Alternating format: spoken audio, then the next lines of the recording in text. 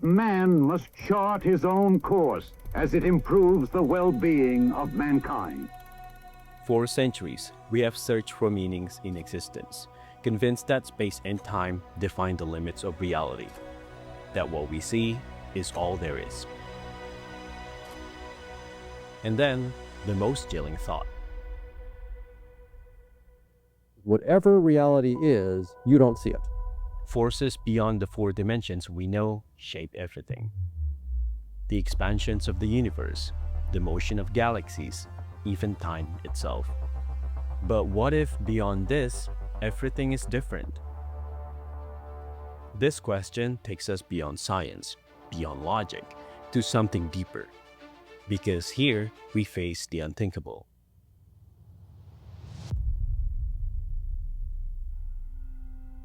Since ancient times, humanity has struggled with the nature of the cosmos. The Babylonians mapped the heavens with incredible precision.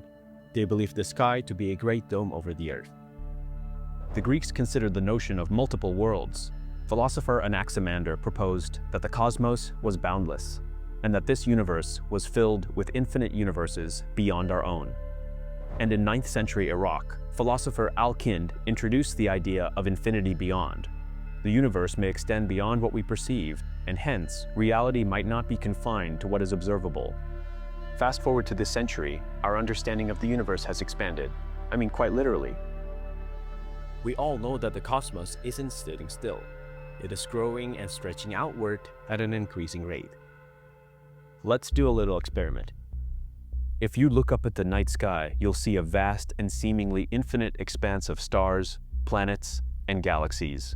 They all commonly stretch across a void, like this one, for example. The void's isolation makes it significant because it represents an extreme deviation from the large-scale structure of the universe. Is this just a statistical anomaly, or is there something deeper here? Anyway, let's not get sidetracked. As we've already covered in past Beyond Ideas episodes, this expansion of the universe was attributed to Edwin Hubble in the 1920s. It led to the realization that the universe had a beginning, a moment of expansion known as the Big Bang. And so the question becomes, what is causing this accelerated expansion? Inflation is a twist on the Big Bang theory that attempts to describe what I sometimes refer to as the bang of the Big Bang, what it is that set the universe into this period of gigantic expansion. For years, the leading explanation has been dark energy. It is an unseen force that makes up nearly 70% of the universe. I mean, if we think of the total energy density of the universe as a full chart, then 70% of it is dark energy, 25% is dark matter, and only 5% is ordinary matter, like the stuff we actually see in the visible universe. Now, what if dark energy isn't coming from within the universe, but is instead the effect of something outside pulling on it? Imagine a balloon expanding. The usual idea is that someone is blowing air into it, making it bigger and bigger. But what if instead an external force is stretching it, pulling on it from a dimension we cannot perceive? If we, as a four-dimensional spacetime, were embedded in a five-dimensional membrane, then that fifth dimension, you could imagine that our four-dimensional thing is expanding in the fifth-dimensional thing. That's Professor Charles Liu, the president of the Astronomical Society of New York. To make his concept more approachable, let's give it a fun twist. Now he's going to appear quite frequent in the following segment. In order for that to happen, there are two assumptions you can make, and it depends, right? Assumption number one is, if that were the case, then that means that our observable universe is just a little bubble in a much larger universe, and something around the outside can therefore create that kind of expansion through suction. If that's the case, our observable universe isn't an isolated system, but a bubble within a vastly larger reality. So the next question is, what lies beyond that? Another universe? There are ideas, for example, something called eternal inflation, which suggests that that might be a way that multiverse is created. But there's nothing that we know of in terms of the mechanics of the cosmology that we understand that could cause that in that scenario. If we, as a four-dimensional spacetime, were embedded in a five-dimensional membrane, then that fifth dimension, you could imagine that our four-dimensional thing is expanding in the fifth dimensional thing. One possibility is that our four-dimensional spacetime is embedded in a five-dimensional framework, and the expansion we see is simply the effect of forces acting in this higher dimensional space. Professor Liu provided a great analogy. It's like how an oil spreads across the surface of the water. It just keeps expanding no matter what. If this expansion is driven by surface tension, could we use that to travel, like a mosquito gliding across the pond? If it is some kind of surface tension, that would be an awesome way to travel in the fifth dimension. That's because you're not in our four-dimensional space-time anymore. The laws of speed limits and physics or whatever, mass, etc., could be completely different. This is actually one of the ideas proposed in the Randall-Sundrum theory by physicists Lisa Randall and Raman Sundrum. They suggested that if our spacetime were connected to other four-dimensional spacetimes through membranes, it might help explain why gravity is so much weaker. Though we don't yet have the answers, these questions challenge our understanding of reality.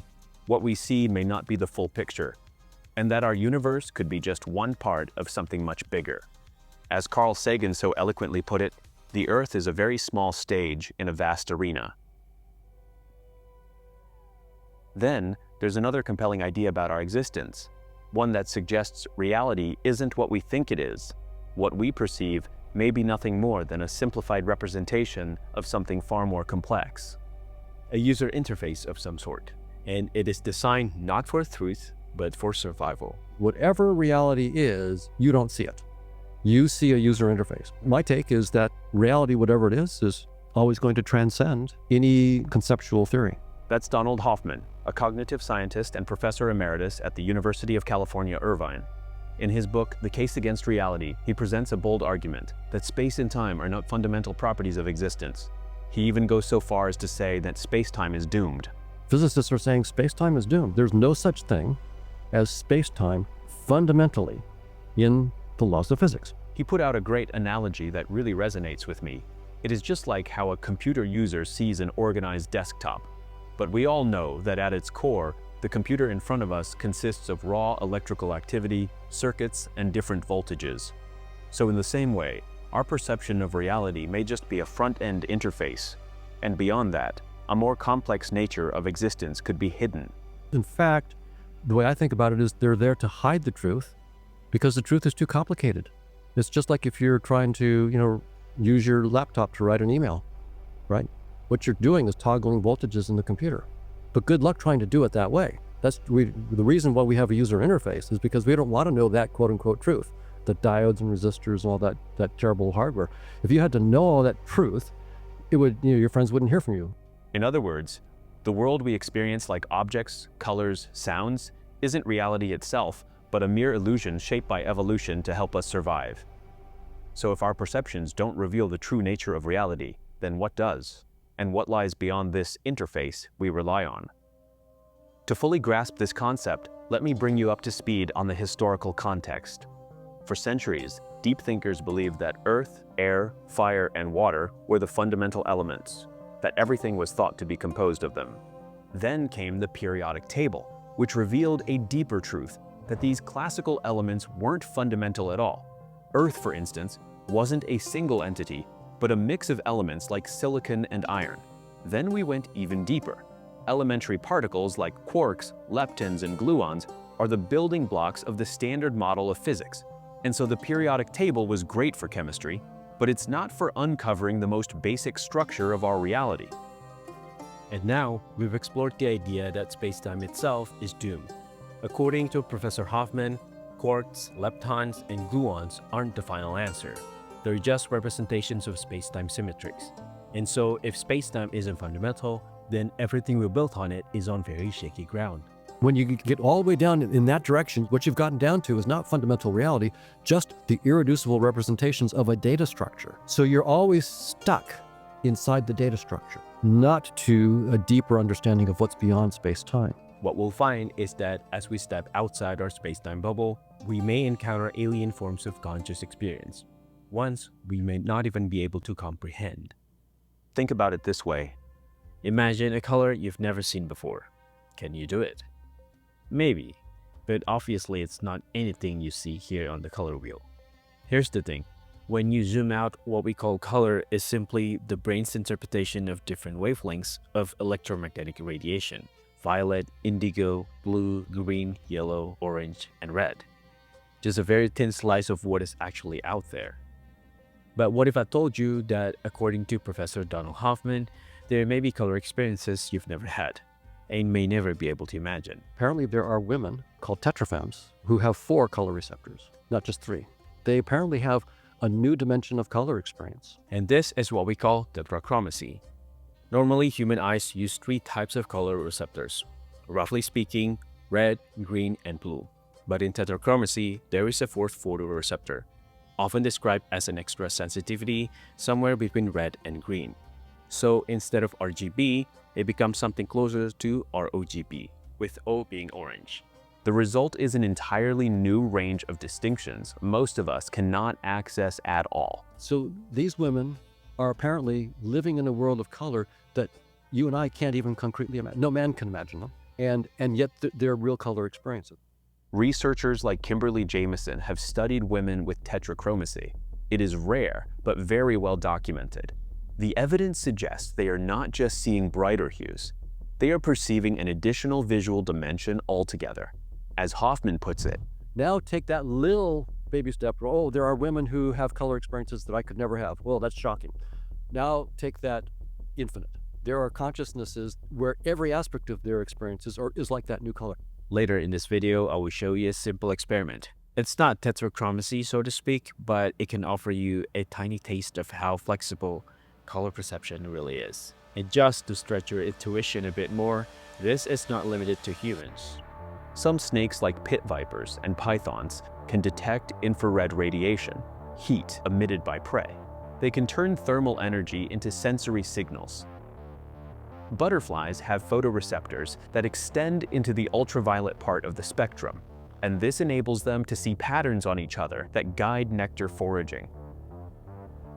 Eagles' retinas have dense arrays of cone cells, concentrated in deep foveae, which means they can spot small prey from over a kilometer away. Deeper structures of their quote-unquote physical worlds could be quite different from ours. There's one key point he raises in the book, that maybe evolution shortchanged us, and we simply don't have the mental tools needed to understand the relationships between brains and consciousness. Like, cats can do calculus and monkeys can do quantum theory, so why assume that humans can solve the mystery of consciousness? In his word, perhaps we don't need more data. Perhaps what we need is a mutation that lets us understand the data we have. Professor Hoffman really explored this radical departure from the conventional scientific view, which we all know it assumes that consciousness arises from matter. What he argues instead is that what we think of as physical reality emerges from a vast network of conscious agents, a sort of interacting systems of awareness that form the true foundation of existence. From this perspective, it becomes easier to see why debates around consciousness are so divided. Should we build our theories from the physical world up, or from the mental world down? The standard approach to consciousness is to figure out what complicated systems of matter with the right functional properties could possibly lead to the emergence of consciousness. Those who say, for example, that consciousness arises from orchestrated collapse of quantum states of microtubules in neurons. Or integrated information theory. Again, you start with something physical, and if it has the right kind of functional properties, then you have consciousness. You can be a panpsychist. You might say, in addition to particles in space and time, those particles are not just matter, they also could have, say, a unit of consciousness. There are many theories about consciousness, and each of these offers a radically different answer to the same question. Today we're going to focus on 3 of the most well-known and widely debated. We'll start the first one with dualism. Imagine yourself sitting alone in a quiet room, thinking about a moment from your past. Maybe a conversation with your piano teacher, or the place where you met someone special in your life. The room is very much physical. You can touch the walls, feel the chair beneath you. But what about your thoughts? I mean, they're not made of wood or metal. They are intangible. This is the core idea behind dualism. The belief that the mind and the body are separate entities. And your mind isn't just a bunch of atoms. It's the ghost in the machine, a non-physical essence that simply uses the body as its vessel. There are physical things, like tables and chairs and bodies, and there are mental things, like minds, people. But dualism faced a major problem. If the mind and body are separate, then how does the mind control the physical world? Like when you decide to lift your hand, what actually makes your neurons fire? And that seems like a dead end. No one could provide a clear answer to this. Eventually, it became known as the interaction problem, and it's one of the biggest reasons people began to doubt dualism. Over time, the idea of a ghost in the machine lost ground, and a new way of thinking took its place. It's one that saw consciousness not as something beyond the physical, but as something built from it. Physicalism. If mind and matter are not separate, then perhaps the mind is just an illusion. So physicalism is the idea that consciousness is not some ghostly essence, but a mere byproduct of the brain. Fundamentally, that's what reality is like. It's physics, physical particles, physical things. Physicalists want you to think of your brain as a supercomputer. It processes information, fires neurons, and creates the experience of consciousness as a byproduct. There's nothing magical or mysterious about it. And so, since the universe is only matter, then consciousness is nothing more than matter rearranged, an emergent property of the brain. It's no more mysterious than fire emerging from wood. But here's where things get tricky. If consciousness is just a byproduct of the brain, why does it feel like something to be conscious? Why does red look red, or perhaps coffee taste bitter? A computer processes information, but it doesn't experience it. And the network of atoms shouldn't feel like anything at all. And yet here you are, feeling it. Physicalists had no answer. They argue that science will eventually explain how subjective experience arises from physical matter. But for now, the mystery remains unsolved. And so, physicalism and dualism have dominated the debate, but other theories attempt to blend the best insights from both. This one alternative idea seeks a kind of philosophical middle ground. It's panpsychism. The premise of this is very simple. If the brain is made of atoms and consciousness emerges from the brain, then perhaps atoms themselves are conscious. So panpsychists subscribe to the idea that consciousness is not something that emerges as a feature of complex systems, but something that exists everywhere, a fundamental property of the universe, just like mass or charge. It doesn't literally mean everything is conscious, but the smallest constituents that the book or the socks are made up of have incredibly simple forms of experience. The complex consciousness we experience as humans is just a more complex version of a universal property. So think of consciousness like an ocean, where each particle, no matter how small, it holds a tiny drop of awareness. But that doesn't mean panpsychists have all the answers. They too face significant challenges. One specifically is the combination problem. How do these tiny drops of awareness combine to form the unified experience we call consciousness?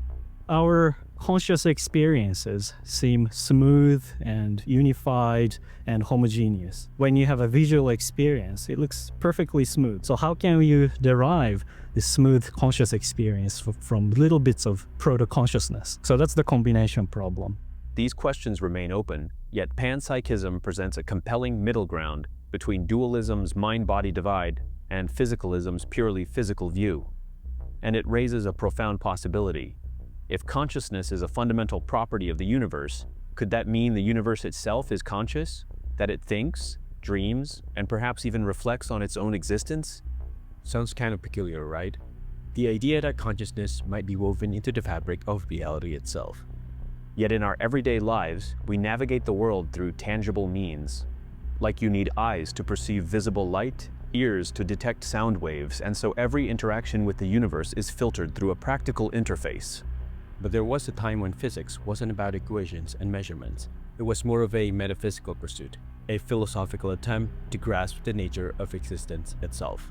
Now, linking the universe with some sort of metaphysics is something that has been done since the very beginning, until such time as there was a true separation between empirical science and metaphysics. It was called natural philosophy, until people like Galileo said, you know what, I don't think we should really mix how beautiful is a tree or how righteous is a star. Let's just talk about the tree and the star and then worry about the philosophy separately. In fact, Newton's most famous book, Principia, wasn't just about physics. It was formally titled Mathematical Principles of Natural Philosophy. This reflects an era when exploring the laws of nature wasn't separate from philosophical aspect. But philosophy didn't just shape the foundations of science. It also shaped how we think. It's in our nature to search for meaning and try to find patterns. We spend our lives anticipating the future. Back a few thousand years ago, it was really about predicting where the lion will move so we can run the other way. Nowadays, it's more like predicting when the stock market will go up so we can invest. Have you ever dreamed of making a slam dunk in a basketball game, and then a few days later, you have the exact same experience happen in real life? The brain is a prediction generator. So could it have been that your brain, in its generation of predictions, which dreams to some extent are, right, go on and had so many predictions in your lifetime, just that one random one came true just by chance? Apparently, we humans adjust our memories backward. Every time we remember something, our brain recreates the memory. But sometimes people end up misremembering, not on purpose or to lie, but simply because their brain has actually shifted what they thought was really from the past. Your brain set it up so that thinking back to the dream, it wound up matching the two pieces and getting them confused. It is possible. But what if these patterns aren't just tricks of the mind? What if they're woven into the very fabric of reality itself? To really break this down, we're going to need a bigger setup to go through this idea step by step. So with that, let's head to the studio. So Professor Hoffman offers one fundamental answer to that, which is that what we perceive is only a user interface, a simplified version of reality designed for survival and not truth. There are an infinite number of directions in which you can go infinitely far in more and more complicated consciousnesses. And beyond the limits of space-time, he claims, we find structures, astonishing structures, geometric entities like the amplituhedron, fusion simplices, and what he metaphorically calls obelisks. So we've been looking outside of space-time for 10 years, and what do we find? What you take off the head, what's the obelisks? Geometric structures sitting there. Here I am. Could be millions of dimensions, it could be trillions of dimensions, they're just sitting there. Or, if we take it to the extreme, this is what might exist outside the interface we call space-time.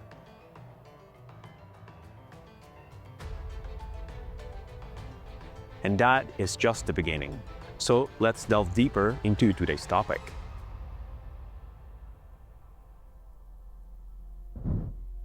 Donald Hoffman once posed a deceptively simple question. Do we see reality as it is? The question points to something deeper, perhaps a sign that one of our core assumptions might be wrong, and that fixing this assumption might finally help us understand the nature of reality. Now, some skeptics suggest we may never solve this mystery, that perhaps our brains just aren't built for it, like monkeys trying to solve quantum mechanics. But Professor Hoffman is more optimistic here. If our brain is the device we use to interpret reality, then perhaps it's time we study the brain itself. And all this starts with neuroscience. Neuroscientists tell us that a third of our brain's cortex is dedicated to vision. Just opening your eyes activates billions of neurons and trillions of synapses.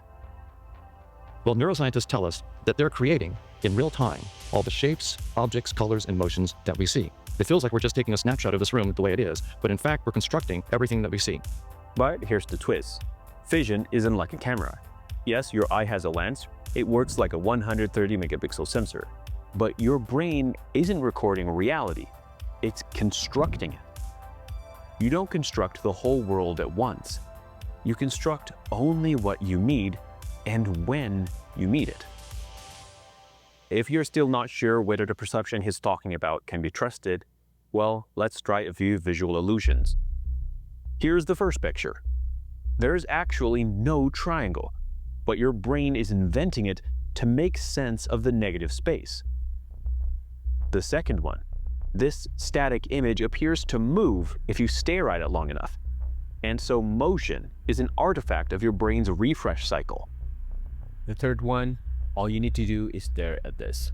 Let me give you 15 seconds.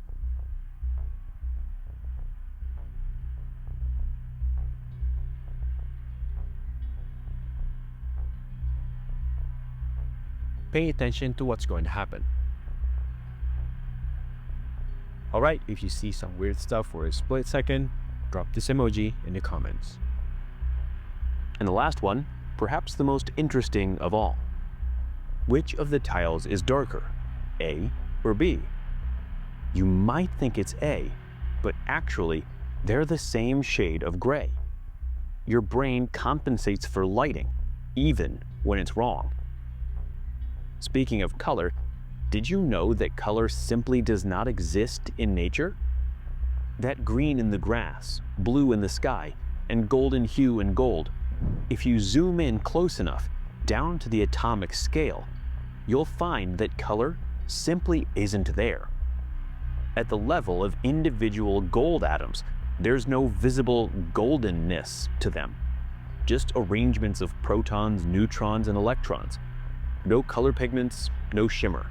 So then, where does it actually come from? Well, it turns out what we call color is just our brain's interpretation of different wavelengths of electromagnetic radiation. We all know about the visible spectrum we learned in high school: violet, indigo, blue, green, yellow, orange, and red. They're just a narrow slice of wavelengths our eyes evolved to detect. When light with a certain wavelength hits the retina, it triggers a cascade of electrical signals, and then the brain does the rest. It labels those with an internal experience, like red, green, or blue. So the key takeaway from this is that our specific conscious experience does not apply to everyone or everything. It comes down to our own internal processing, constructed entirely in your mind and your mind only. So even something as simple as color is not a mirror of the outside world. It's something your brain constructs, a kind of interface built not to show reality as it is, but to help you survive and get by. And guess what?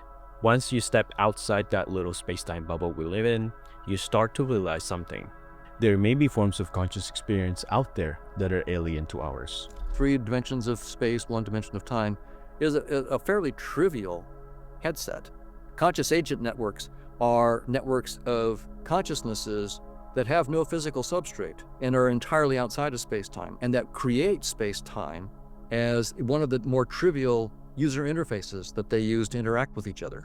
I mean, imagine if our vision went beyond visible light. What if it shifted into X-rays, or all the way down into radio waves? Well, X-ray vision might be handy at airport security. Maybe you are like Lucy. You can decide which radio signal you want to tune into. Now take that idea and push it further. If there were an alien species hovering above Earth, their version of red might not be anything like our red. And if their spectrum extends far beyond what we can see, they might notice things in your kitchen that are completely invisible to you. Like when you heat up a bowl of soup in the microwave, they might actually perceive a glowing field of energy radiating from within. These are possible varieties of conscious experience. It's real in principle, and yet completely beyond our understanding. Think about it like the Twitterverse. There are millions of users and billions of tweets. So we have to have something to make it understandable. But ultimately what we'd like to have is some kind of like headset that allows us to see what's happening in Wisconsin versus Tokyo or whatever. And that's what space-time is. That some conscious agents use to understand their interactions with others. I want to show you one more example of how extravagant conscious experiences might already exist all around us.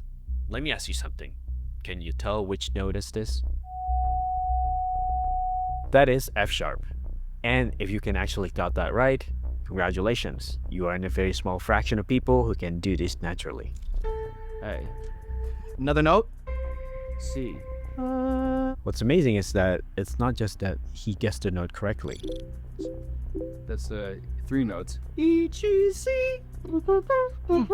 Is how concrete sound is to him, almost like a tangible object. Now it's closer to an F sharp. And if I just pour a little bit more, Oh, man.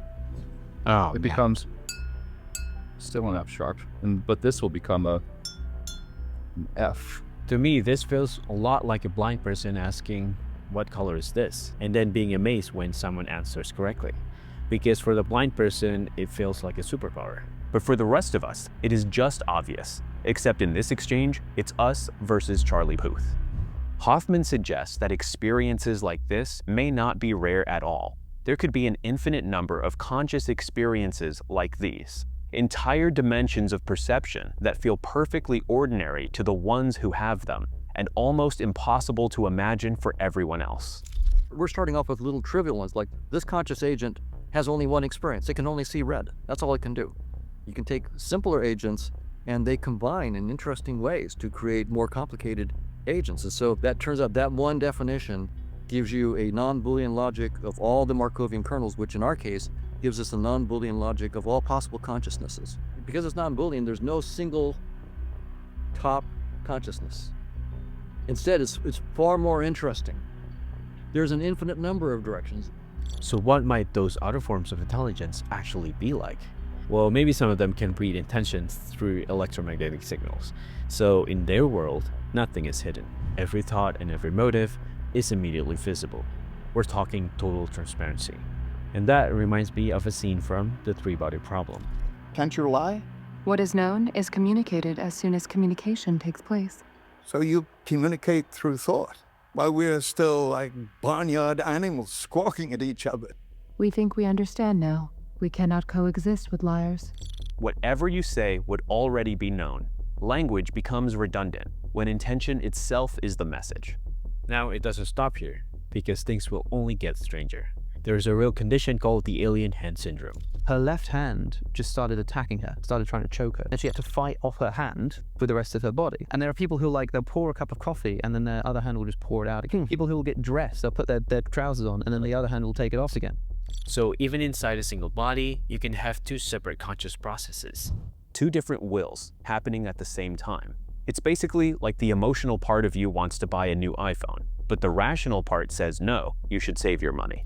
And so the two hemispheres are connected by something called the corpus callosum, which is the connective tissue. And the tissue actually seems to do more to inhibit communication between them than to facilitate it, as if there's some evolutionary benefit to kind of having two brains.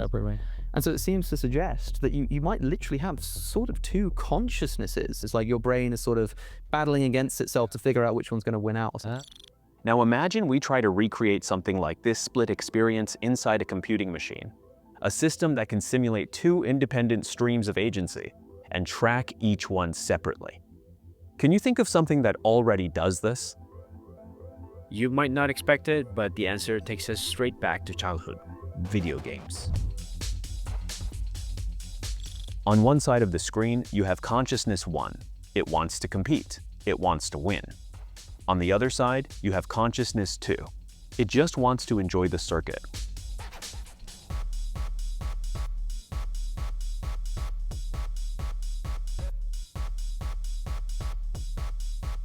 When some dude is turning his wheel to drive the car, what's really happening when he turns the wheel is that millions of voltages are being toggled in a specific order in some computer, and it has to be exactly that right sequence for the thing to work properly.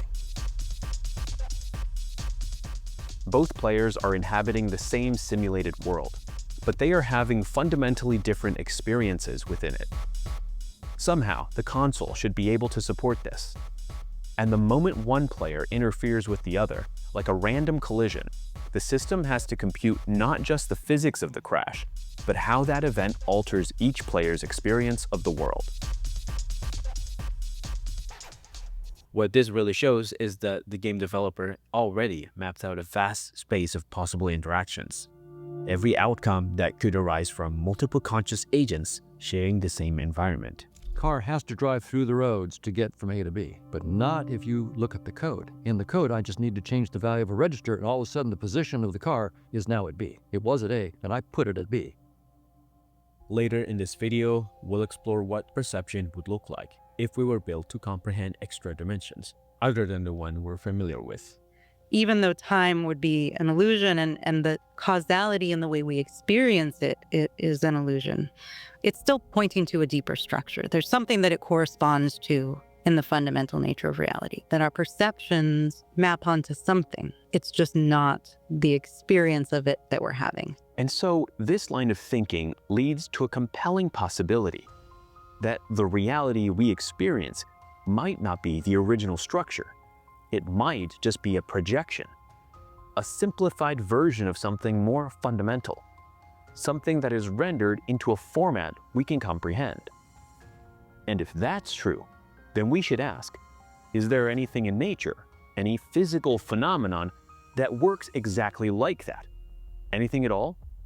Where a lower dimensional surface encodes a higher dimensional reality?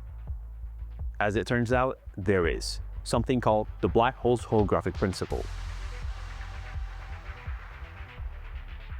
The concept is actually quite intuitive.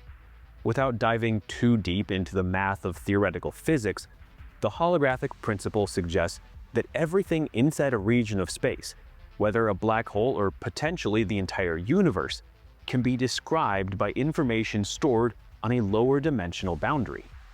This idea originally came from a puzzle in black hole thermodynamics proposed by Jacob Bekenstein and Stephen Hawking. They found that a black hole's entropy is proportional to the surface area of its event horizon, not its volume. The larger the surface area, the more entropy it contains. And as we all know, entropy is one of the metrics used to measure the information content of an object. And so, this led to a provocative conclusion. Everything that falls into a black hole might not be lost inside, but instead, its entire informational content is encoded on the surface, just like a 2D hologram that stores a 3D image. It is possible mathematically to encode information about three-dimensional systems on two-dimensional surfaces, of how all the information on the one hand could be on the horizon of the black hole. The idea that all of reality could be contained in 2 dimensions, and there's something about the interaction between different points that cause this holograph, so that it seems like there's a 3-dimensional world when in fact that it's a projection of this 2-dimensional surface. In simple terms, everything that happens in a 3D space can be fully described by information stored on a 2D surface. And so, going back to the idea that our reality might be a projection, what if everything we experience is actually embedded in a lower dimensional representation within a higher dimensional structure? Something like a brain in string theory terms. Once we let go of our massively intuitive but massively false assumption about the nature of reality, it opens up new ways to think about life's greatest mystery. I bet that reality will end up turning out to be more fascinating and unexpected than we'd ever imagined. What he proposed was nothing short of remarkable. Space and time are part of the headset, a user interface that hides the true nature of reality. We don't see reality as it is, we see what we need to survive. So then, the real question is, if you could step outside of space and time, outside of the projection, what kind of structure would you encounter? Let's explore this in depth, coming up next, right after this.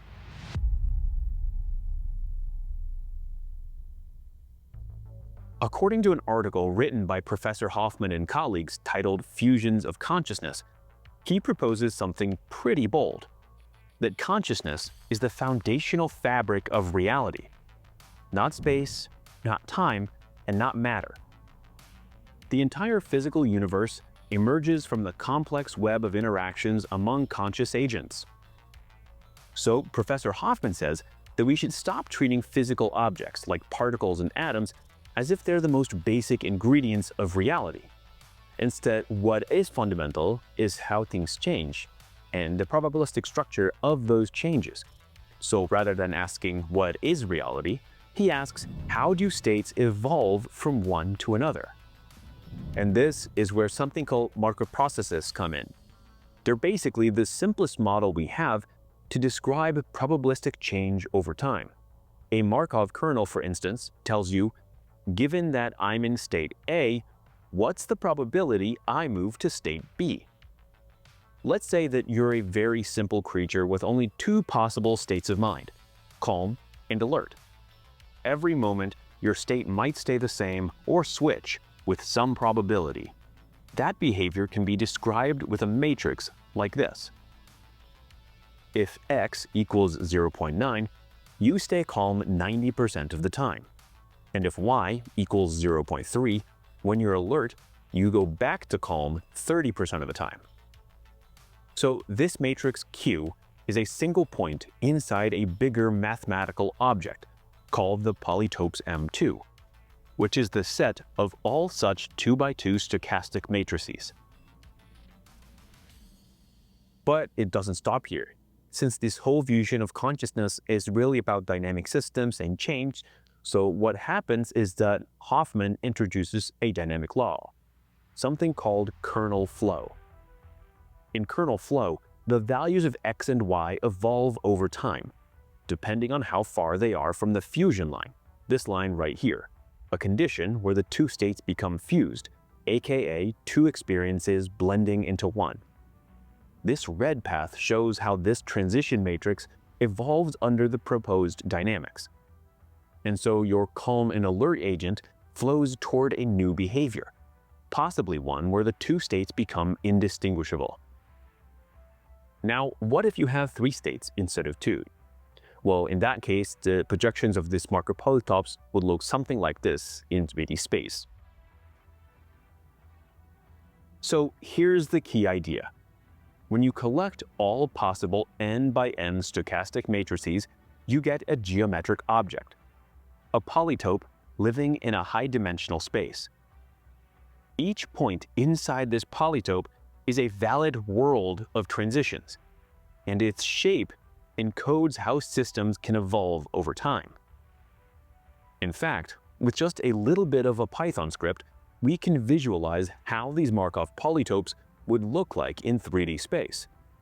And so you can think of this as the area where reality lives, just like how physicists use spacetime as the arena for matter and energy. So the bold claim here is that Professor Hoffman argues that this space, the space of kernels, transitions, and fusions, is more fundamental than spacetime. This brings us back to the bigger picture, that beyond our conventional understanding of space and time, there might be a deeper realm composed of intricate geometric structures, structures that Professor Hoffman metaphorically refers to as obelisks. Things like the amplituhedron, tetrahedrons, fusion simplices, and so on. A kind of structure that is not situated within spacetime, but exists outside of it entirely. And this, as he claims it, represents a deeper level of reality. And yeah, maybe the objects don't intrigue you for one bit, but what if we can just let our imaginations run wild and see all these shapes that exist outside of spacetime, being imagined by none other than the power of artificial intelligence? So here's what it looks like.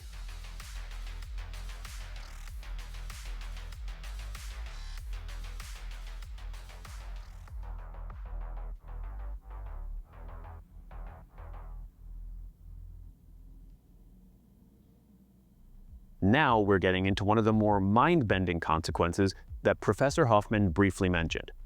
The idea that this whole structure of reality might stretch out in an infinite hierarchy of consciousness. There are an infinite number of directions in which you can go infinitely far. Think about it like the Twitterverse. There are millions of users and billions of tweets. There's no way that anybody could read all the tweets or interact with all the users. So we have to have something that to make it understandable. What we'd like to have is some kind of like headset that allows us to see what's happening in Wisconsin versus Tokyo or whatever. And that's what space-time is. It's just a little headset. So what does that actually mean? I think it's best if we bring it down to something more relatable, like the Twitterverse analogy, or as we should probably call it now, the Xverse. So imagine yourself as Alex, 27 years old, living in Bergen, Norway. You're sitting in a coffee shop, just about to head to work, and you post a photo of your cappuccino. That's it. Your moment, your state of mind. In that instant, your experience is just that one picture, that one post, your 3 spatial dimensions, and 1 slice of time. That's all you've got. Now, let's add a little bit of a twist. What if you could also experience life as Brenda, someone else entirely living in Palo Alto? While Alex is winding down for bed, Brenda is just waking up, posting a picture of her jasmine tea.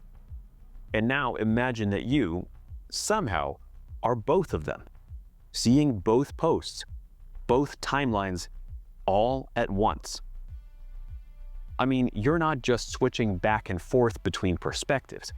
You are simultaneously holding both streams of experience, two different spacetimes inside one field of consciousness. According to Professor Hoffman, that's what happens when two conscious agents combine. They don't cancel each other out. They fuse into a more complex agent, one that contains and integrates both. Now, what if we take that crazy idea and push it even further? What if it's not just Alex and Brenda anymore? Like you're not fusing two consciousnesses, but hundreds, thousands, maybe even all of them. What does it feel like to be the entire X-verse? Well, you'd be perceiving every post, every thought, and every photo from the day the platform launched in 2006 up to now in 2025. You're not just looking at the feed, you are the feed. You're a 70-year-old veteran in Maine, United States, and at the same time, a third-generation Vietnamese revolutionary in Hanoi. You're a Maasai elder in Kenya tending cattle at dawn, and a K-pop fan in Seoul live-streaming a concert. So every shared image, every comment, every fleeting moment, all inside one unified stream of experience. That's what it might mean to scale consciousness upward. You're not one person navigating a network. You are the network. Consciousness, what it's up to is exploring all of its potentialities. And the reason it's continuing to do that is because there's no end to it in principle. And that's where this idea starts to resonate with something else, a short story called The Egg. I guess some of you may have heard of it. In the story, a soul is told that it has lived, or will live, every single human life that's ever existed. You're not just one person. You're everyone.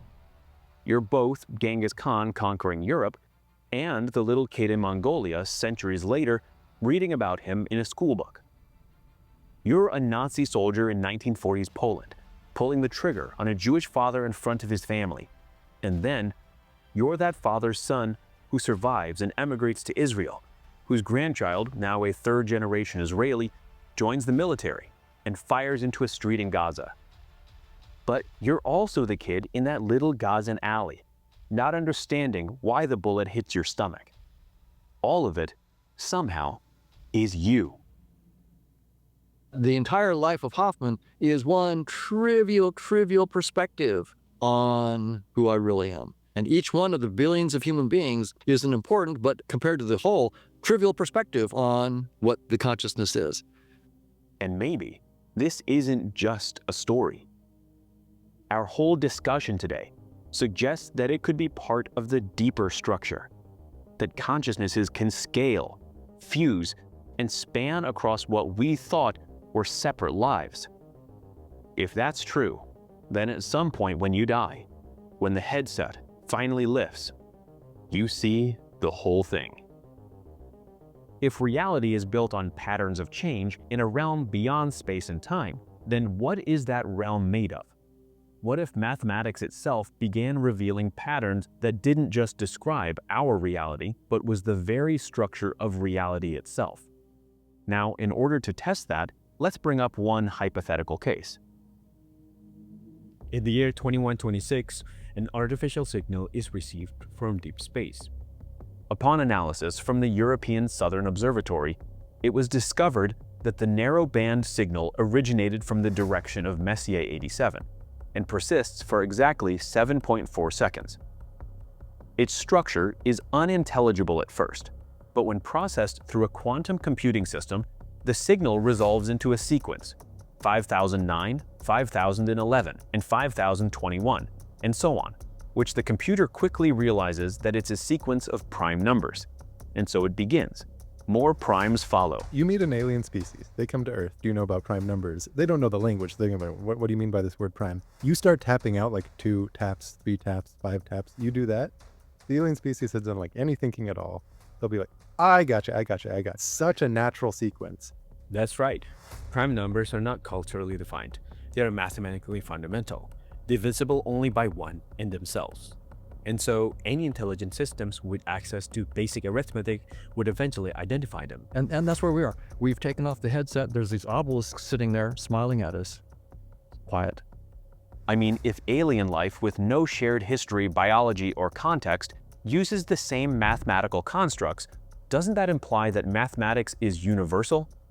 And what about the notion that math was thought of as a human invention, created to solve specific problems on Earth? I mean, that's exactly how it was used. People assigned numbers to objects, like 1 sheep, then 2, 3, and all the way to 48. But now imagine what happens when the objects disappear. If there are no sheep, no herd, no context, and no observer to count, my question to you is 48 an objective fact embedded in our reality? Or does it only emerge when intelligence is present to define it? And so, if two hypothetical intelligences recognize the same concept of prime numbers, what does that lead to in our understanding of modern physics? Early mathematics had no abstraction. Numbers were attached to physical things. There was no concept of 2 in isolation, only 2 goats, 2 baskets, and 2 bricks. In ancient Babylonia, astronomers calculated lunar cycles using base 60 arithmetic. Their goal wasn't to understand the cosmos. They needed calendars for agriculture and civil planning. In ancient Egypt, geometry was developed to remeasure farmland lost by the Nile's floods. It wasn't until later that abstraction emerged. Greek mathematicians introduced formal proof and deductive reasoning. Indian scholars developed zero and positional notation, and these all became fundamental to the mathematics we use today. But here's the million-dollar question. If math started as a human tool, why does it work so well in describing nature? Why do tools designed to measure grain quantities end up describing planetary orbits, quantum behavior, or black holes in modern science? I mean, if math was made for Earth, then why does it describe the universe at the same time? Mathematics allows us to take all of the complexity of the universe and wrap it up neatly into an equation or a system of equations that we can then understand and model. If you're skeptical about the claim that math reveals something deeper, let's look at a practical case. The first one is E, Euler's number. Might look like just another constant, but let me tell you this. If you put 10 chocolates into 10 boxes at random, what are the chances that one of them ends up in the correct box? Surprisingly, that probability is very close to 1 over E, 36.79%. This isn't how E was originally derived. The constant comes from calculus and exponential growth. The probability connection came much later. Now let's look at the next number, pi. This one is different because it was discovered through empirical observation. Around 2,000 years ago, Babylonian mathematicians estimated pi using the circumference of a hexagon inscribed in a circle. Later on, during Archimedes' time, he used more refined polygons to approximate pi more accurately. He kept increasing the number of sides, getting closer and closer to a circle, essentially doing calculus logic centuries before it was formalized. And we fast forward to 16th century Europe, and we get the invention of the imaginary number I, the square root of -1. It was so bizarre that people at the time thought the number existed only outside the realm of tangible reality. So why even bother thinking about it, let alone inventing it? Well, it turns out, through robust mathematical derivation, that if we take all these e, pi, and I, they form this beautiful equation. E to the power of pi I plus 1 equals 0. The Euler's identity. I mean, one of the things that people often look to in beauty is the simplicity. So if you look at E equals MC squared, so when a few concepts come together, that's why the Euler identity is often considered the most beautiful equation in mathematics. In 1604, Galileo performed an experiment that demonstrated that the universe follows mathematical laws. He designed an apparatus that showed this clearly. So here's what happened. He wanted to find the relationship between distance and time. So he used a ramp, a ball, and some form of time measurement. He used arbitrary units like 1 Galileo, 2 Galileo, 3 Galileo, and so on. The distance the ball traveled in 1 Galileo was recorded as 1 unit. So we've gone 1 unit of time, 1 unit of distance. Now if he tried 2 units of time, the ball didn't travel twice the distance, it traveled 4 units. So he thought this relationship is not linear. Then he tried 3 units of time and got 9 units of distance. So at that point, it became clear. The distance the ball travels is directly proportional to the square of the time. The relationship between distance and time was mathematical. And it holds up. And this part really blew my mind. You can test this experiment anywhere, on a hill, on Mount Everest, on Mars, or on the moon. The result remains just as valid today. If necessary, at the end, to translate what you figured out into English, into the world, into the blocks of copper and glass that you're going to do the experiments with to find out if whether the consequences are true. So, in other words, we'd expect math to be so precise in describing the physical world, because sometimes it is the generalization of what is happening. And our physical reality is just a special case of this generalization, where we are constrained to a certain degree with something. I think people often find it puzzling that something abstract like mathematics could really describe reality as we understand it. The best you can do is to describe some mathematical structure. You say there, things that satisfy the Dirac equation or something like that, which you can't understand what that means without mathematics. That's exactly what happens with Einstein in the general theory of relativity. He wanted to come up with an unconventional idea that gravity isn't a force, but the curvature of space and time itself. So he needed to expand the matrix. Einstein realized that Newton's laws couldn't explain how gravity works in accelerating frames, or under extreme conditions, like near a black hole. So he needed a new framework.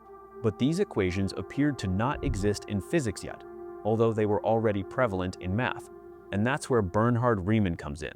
He gave a famous lecture in 1854 called On the Hypotheses Which Lie at the Foundations of Geometry, where he proposed that space could be curved, which, if you ask me, was an idea way ahead of his time. Riemann developed the metric and curvature tensor. The very structure he had envisioned turned out to be exactly what Einstein needed. And in 1915, Einstein finally published the general theory of relativity. It remains one of the most beautiful examples of mathematics predicting physics long before the theory existed. If you say, I have a three-dimensional space, ordinary space, I want to talk about ordinary space, three-dimensional space, and you begin to ask them about theorems. Then they say, now look, if you had a space of n dimensions, then here are the theorems. Well, I say, yeah, but I only want the case 3. Well, substitute n equals 3. And then it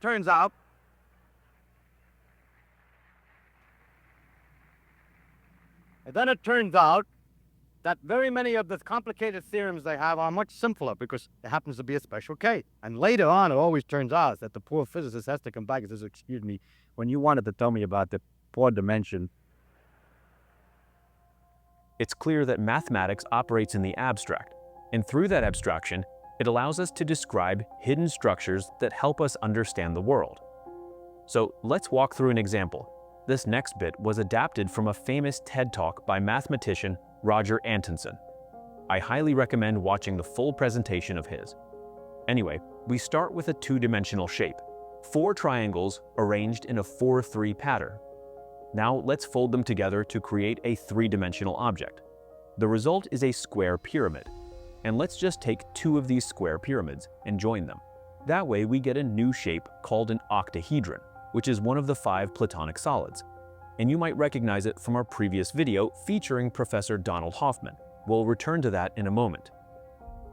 Now, once we have this shape, we can rotate it along different axes and observe it from various angles.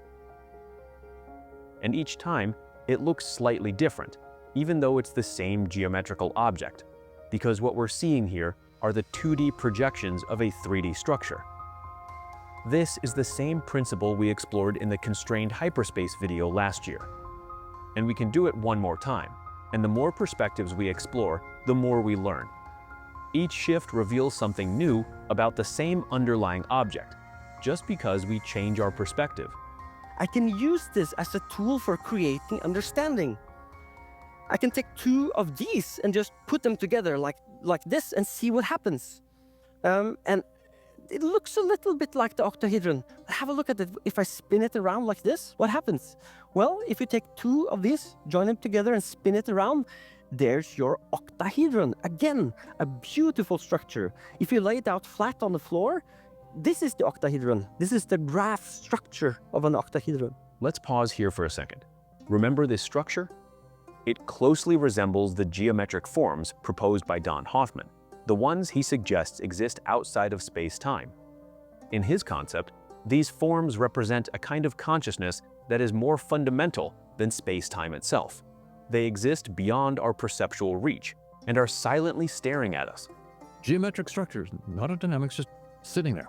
Here I am. Could be millions of dimensions, it could be trillions of dimensions. So you might be wondering, how do two different researchers, each exploring the nature of reality through mathematics, arrive at similar shapes and structures?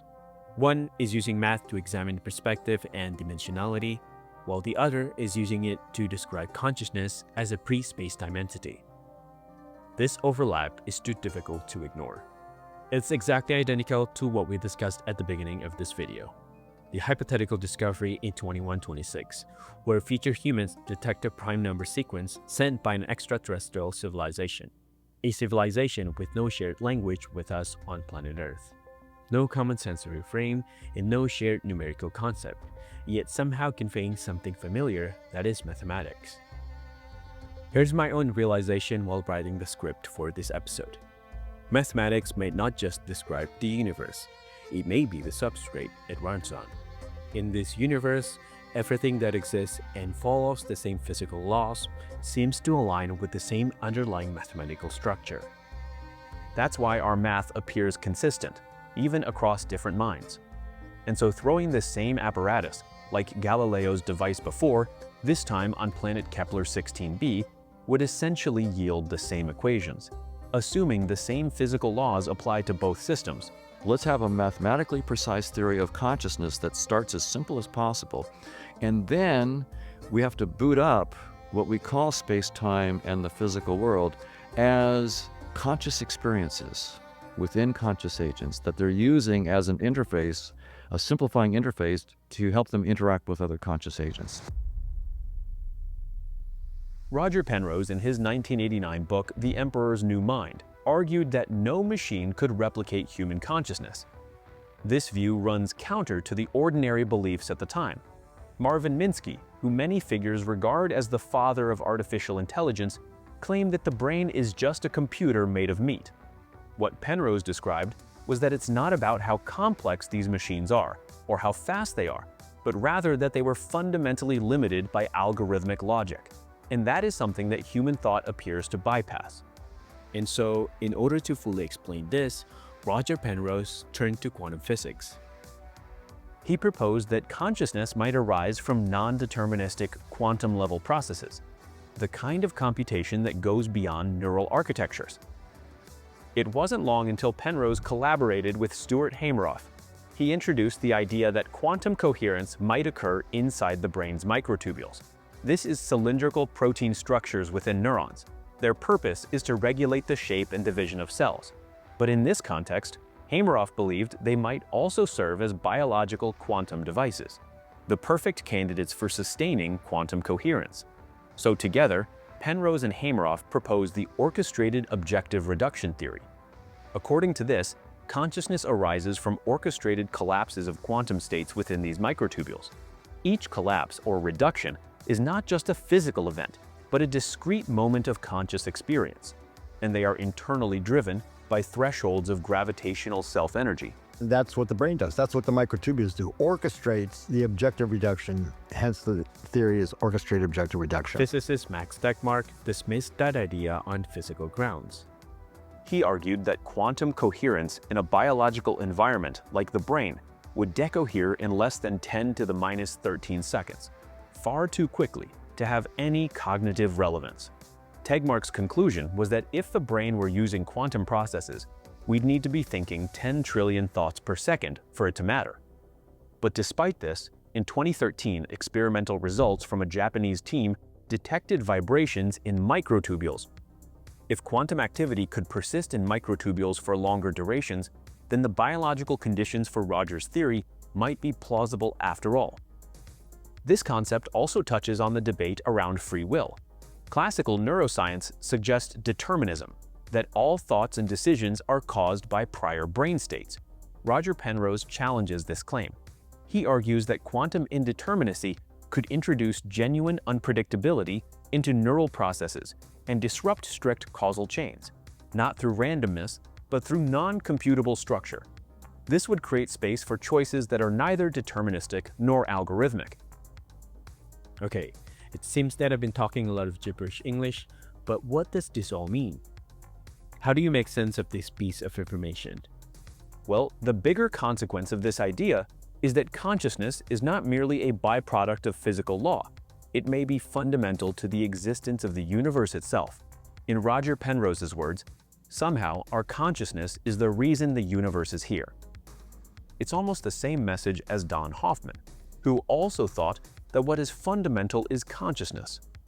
Although his idea is a little bit different in terms of how he explains the link to the physical world. My assumption is that the fundamental reality is just consciousness. When we have different, for example, spaces and times, one organism has 10 dimensions of color perception, another one has 4, we have 3. Some organisms see in 4 dimensions or 2 dimensions. If consciousness depends on quantum laws, and quantum behavior follows mathematical structure, then awareness itself may be grounded in mathematics. So if that's the case, then mathematics is not just a language we use to describe the universe. It may be the operating system the universe runs on. And what if we extend this thought process even further? What if there's an idea that describes not only the mathematics as the operating system, but the very fact that our universe is mathematical? And so we're going to explore this in the last chapter of this video. Physicist Eugene Wigner once published an article, The Unreasonable Effectiveness of Mathematics in the Natural Sciences. The statement pointed to a genuine epistemological puzzle. Why is it that equations invented by humans to solve local problems end up predicting phenomena far outside their original domain? This question is really the core hypothesis of Max Tegmark. He proposes what he calls the mathematical universe hypothesis, the idea that the universe is mathematics, not merely described by math, but made of it. In his view, every structure that exists physically corresponds to a mathematical structure. And I mean in plain English that our universe doesn't just have some mathematical properties, but that it fundamentally has only mathematical properties. And this is the reason for the bit we showcased at the beginning of this video. A prime number remains prime, whether observed by a human, an alien, or an algorithm, because math at its core does not depend on language or culture. If it can be defined by relations, symmetries, and axioms, then it is a candidate for physical existence. And so this view extends the legacy of Plato's mathematical realism. The mathematical forms in Plato's ontology, like perfect circles, numbers, geometric solids, exist in a timeless and non-physical realm. They are not invented, but discovered by conscious beings. What Max Tegmark hypothesizes is something more radical, that the Platonic realm and physical reality are the same thing. Our universe is not embedded in math. It is math. The reason math has been so effective in describing the world is that the world is mathematical, completely mathematical. We actually inhabit a mathematical structure. The approximations we've found so far are just some simpler math approximating, the actual math. And so constants of nature like the fine structure constant, gravitational or Planck's constant, are not set by anything. They are intrinsic properties of the mathematical structure we happen to inhabit. And what we call physical laws are just features of that structure. But remember, it's only the reality we inhabit, not anywhere else. Only the space-time we know and love. And so if there's another structure or reality out there, this might not be the case. The Galileo experiment we showcased earlier might not yield the same relationship. Perhaps it could be another variable that is not time squared. Or the prime number would be another concept entirely. And all of this subset of mathematical structures would be classified into the level 4 multiverse by Max Tegmark, where it encompasses every single one of these subsets. And our reality now is just one point in an infinite mathematical landscape. So if Tegmark is correct, then consciousness, particles, space-time, and all physical phenomena are emergent aspects of the underlying math. The brain is a mathematical object, the observer is a mathematical process, and existence itself is formal, not material. It's a position that pushes the boundary of what science can empirically address. That may be. The simplest explanation is that our physical reality is mathematics in motion.